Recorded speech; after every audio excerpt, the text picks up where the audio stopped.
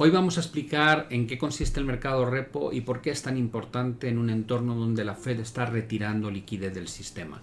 Bueno, repo responde a la nomenclatura de acuerdo de recompra o repurchase agreement. Son transacciones que equivalen a préstamos garantizados de muy corta duración, muy corto plazo, y que a menudo cuando se hacen de un día para otro se les llama overnight repos o repos que simplemente son de un día para otro. Las operaciones de repo se suelen configurar sobre activos de renta fija, pueden ser de corto plazo como las letras del tesoro, de medio plazo como los bonos o de largo plazo como las obligaciones del tesoro o del Estado, y hay que tener en cuenta que no están limitadas simplemente a renta fija, también se pueden hacer sobre otros activos, y ese pacto de recompra se realiza a un tipo de interés que normalmente está ligado con el nivel de interés que ofrece la deuda pública en cada momento. Si pensamos en la operación, tiene dos primeras partes. Por un lado, alguien presta el dinero a cambio de recibir un interés, y también hay un colateral, en este caso una entrega de títulos, como hemos dicho, de renta fija como garantía. Cuando finaliza la operación, el que ha prestado el dinero recibe de vuelta su dinero más unos intereses y se traslada el colateral en sentido opuesto, es decir, se devuelven las dos partes, el colateral y el dinero efectivo que se ha prestado. Pensemos de esta manera como si se tratase de una casa de empeños. Imaginad que necesitáis dinero y lleváis un anillo a la casa de empeños. Depositáis el anillo, este es vuestro colateral, vuestro activo, y a cambio recibes un dinero, una liquidez. ¿Cuál es la diferencia entre el mercado repos y este ejemplo que estamos poniendo? Que cuando tú vas a la casa de empeños y dejas tu anillo y recibes el dinero a cambio, no existe una obligación de que vuelvas a la casa de empeños a desempeñar tu anillo. En el caso del contrato repo sí que existe esa obligación. Si volvieses a la casa de empeños, trajeses de vuelta el dinero que te han prestado más lo que te van a cobrar, porque no te lo van a prestar, no te lo van a devolver al mismo precio que lo has empeñado, recuperarías la joya. En este caso, la operación tiene dos lados, y lo que permite básicamente es que los grandes inversores puedan ganar dinero a través de la percepción de intereses por prestar a corto plazo a una entidad financiera. Se trata, por tanto, de un préstamo garantizado con un título de deuda pública. Simplemente es eso.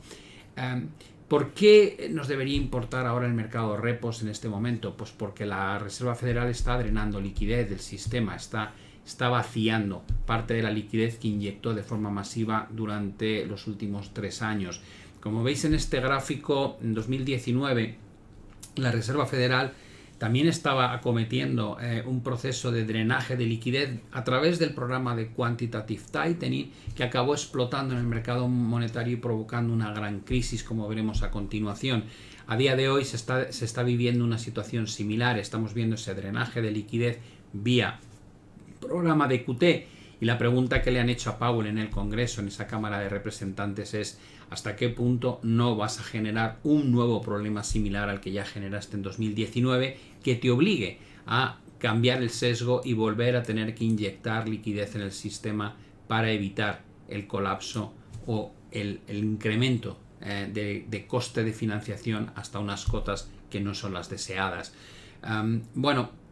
Si pensamos en la situación actual y la comparamos con 2019, la realidad es que la Fed está reduciendo su balance a un ritmo aproximadamente de $1 billón al año, pero todavía hay más de $3 billones de reservas bancarias aparcadas en el balance de la Reserva Federal. Y aquí llega el punto clave. Se estima aproximadamente que para que el sector bancario, el sistema financiero funcione de forma suave, probablemente no deben bajar de 2,5 billones, lo cual quiere decir que al ritmo actual se pondría la situación en un entorno muy complejo en tan solo los próximos 9 meses. Uno de los motivos que hasta ahora está ayudando a que ese drenaje de liquidez no esté provocando ningún tipo de susto o problema a nivel mercado monetario es que existe también una facilidad de inyección de liquidez que llamamos el Reverse Repo Facility o el RRP, a través del cual la Fed sigue inyectando liquidez. Y no son cantidades pequeñas. A día de hoy lo que ha inyectado la Fed a través del RRP es ni más ni menos que 1,8 billones de dólares. Y dices, vale, ¿quién usa la facilidad RRP? Dices, bueno, los propios fondos monetarios. Ya hemos visto que con las subidas de tasas de interés ha habido una migración por parte de los inversores de depósitos bancarios que estaban prácticamente remunerados al 0% a este tipo de activos, este tipo de producto como son los fondos monetarios, donde obtienen una rentabilidad mucho más cercana a lo que ofrece la renta fija de corto plazo.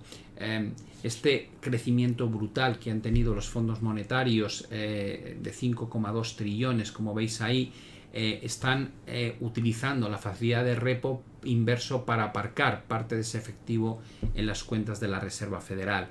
A eso hay que sumar un factor que es determinante, y es que este año ha sido anómalo. 2023 ha sido muy raro porque, por un lado, cuando se produjo la crisis bancaria, la Reserva Federal no dudó en inyectar liquidez al sistema nuevamente, pero es que además estábamos lidiando en la primera parte de este año con el techo de deuda, lo cual impedía que el Tesoro pudiese emitir letras del Tesoro, que hubiese sido una manera también de drenar liquidez del sistema. Y como ninguna de estas dos circunstancias permitían ese drenaje, por un lado inyectábamos liquidez, por otro lado evitábamos drenar vía colocación de renta fija de corto plazo, la situación se ha sostenido o se ha mantenido bastante estable sin ningún problema. Ahora ya esos dos factores han desaparecido. Ni la crisis bancaria parece tan acuciante, ni tampoco tenemos un problema con el techo de deuda que se ha pospuesto durante como mínimo hasta finales de 2024, principios de 2025, y las declaraciones de Powell plantean dudas. Dice que el RRP se puede reducir drásticamente sin que tenga efectos macroeconómicos severos, y que es algo que desean que ocurra. El mayor problema es que no se sabe muy bien cuál es el nivel confortable de reservas para que el sistema financiero opere con normalidad.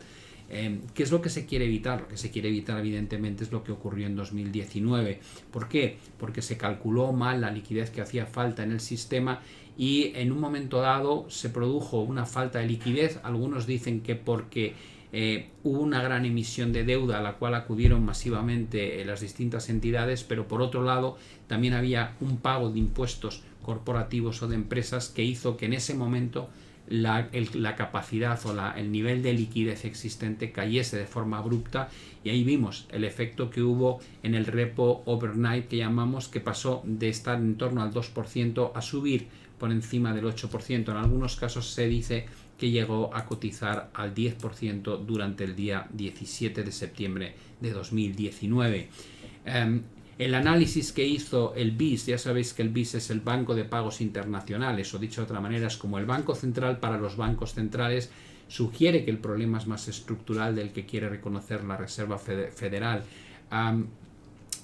Básicamente lo que nos dicen es que hay una concentración excesiva entre los 4 principales bancos estadounidenses y que tienen sus carteras de activos líquidos de alta calidad muy sesgados hacia la deuda pública, es decir, bonos del Tesoro estadounidense.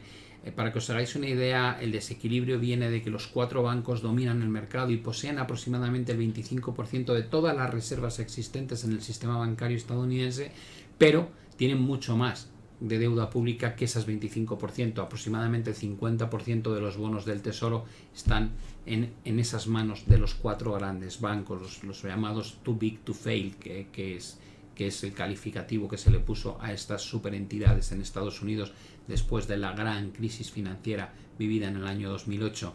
Además, existe otro problema adicional, y es que los hedge funds también han empezado a utilizar este tipo de facilidad, lo cual hace que el riesgo sea más difícil de cuantificar.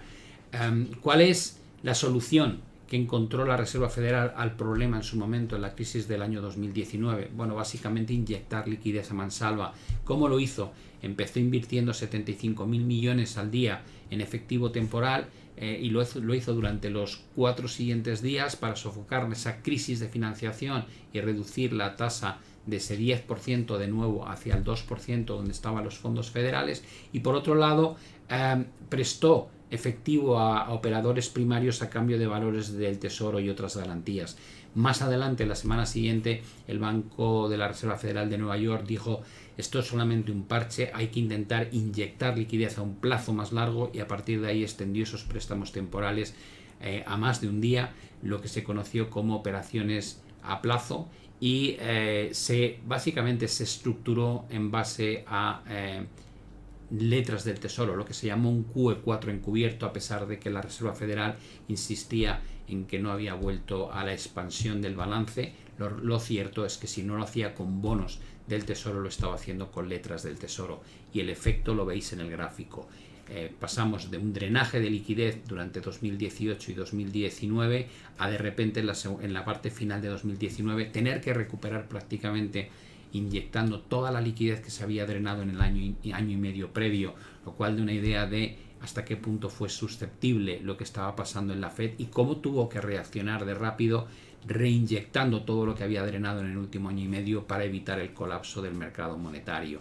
¿Cuál es la diferencia hoy y entonces? Pues que no teníamos que lidiar con problemas de inflación. En el año 2019 la tasa de inflación rondaba el 2%, este gráfico es de la inflación subyacente, lo cual quiere decir que la Reserva Federal, no teniendo que preocuparse por contener las presiones inflacionistas, se podía permitir el lujo de volver a abrir la compuerta de la liquidez, pero a día de hoy sería muy problemático, porque con una inflación subyacente que ronda todavía el 5,3%, quiere decir que si tú vuelves a inundar de liquidez el sistema para frenar un problema en el mercado monetario, probablemente lo que vas a provocar es una reactivación de esas presiones inflacionistas, que es justo lo que intentan combatir los bancos centrales. Por eso digo que la situación es delicada, habrá que ver cómo se drena ese exceso de liquidez, habrá que intentar intuir dónde está ese mínimo de liquidez necesaria para que el sector bancario no sufra demasiadas tensiones, máxime cuando ya hemos visto